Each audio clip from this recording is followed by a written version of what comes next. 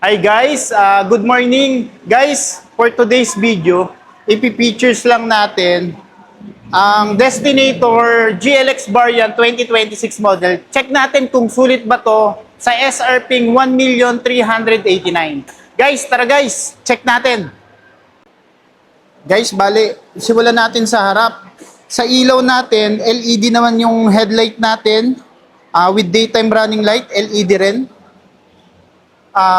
Wala siyang fog light. And wala din siyang sensor tsaka front camera.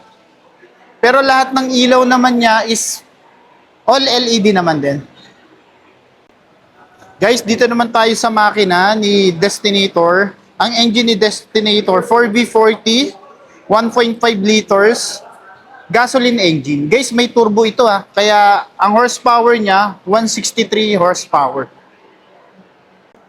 Guys, dito naman tayo sa front passenger. Sa upuan, manual po yung ating adjustment ng upuan. Then, start natin uli dito muna sa pinakamalapit. May armrest naman siya. Leather po ito Then, sa transmission po is CVT. Ganun pa rin, may fork, reverse, neutral, D, tsaka L. Tapos, equip pa rin tayo ng electronic parking brake with auto hold. And meron din tayong drive sport. Push start pa rin tayo. Kahit GLX siya, push start po ang Destinator natin na GLX variant. Piano type naman din po yung sa aircon natin. Commonly rin naman po may max cool, aircon, ventilation, rear, and front defogger.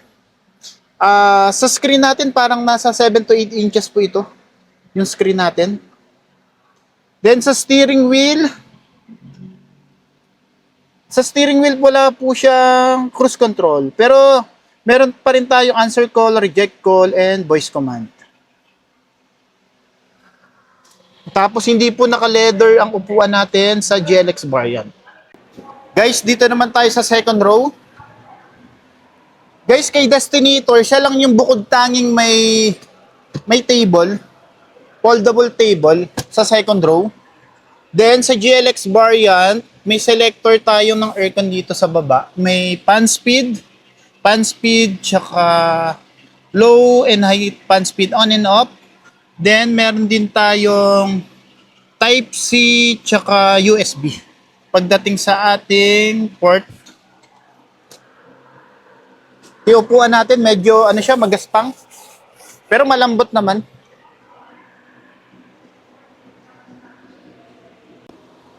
Yung mags natin, kulay gray siya or black na 18 inches.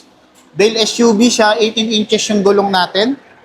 Then, dahil crossover siya, may fender na rin tong si Destinator.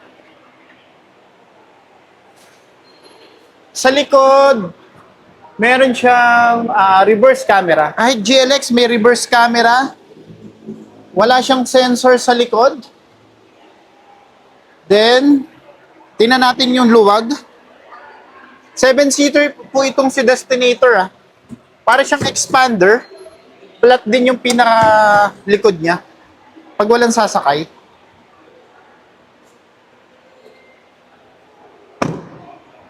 Then, equip din tayo ng pin antenna. Siyempre, para malakas yung signal. Sa naman, rear combination light, all LED naman siya.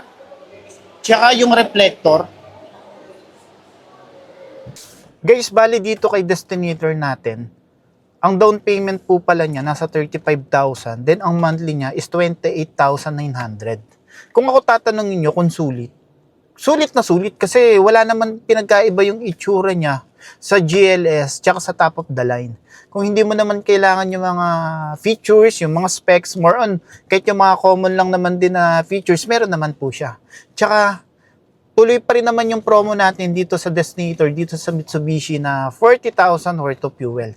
Kaya guys, sa mga interested dito sa Mitsubishi GLX variant, available tayo sa red, sa kulay silver, meron din tayong white, tsaka at yung isa, yung ating gray. Guys, message nyo lang ako sa number ko 0995-123-0922. Ako lang si Richard, ang agent na magiging ahente nyo. Kaya guys, thank you po guys. Maraming salamat po. Pa-subscribe na rin po. Thank you very much.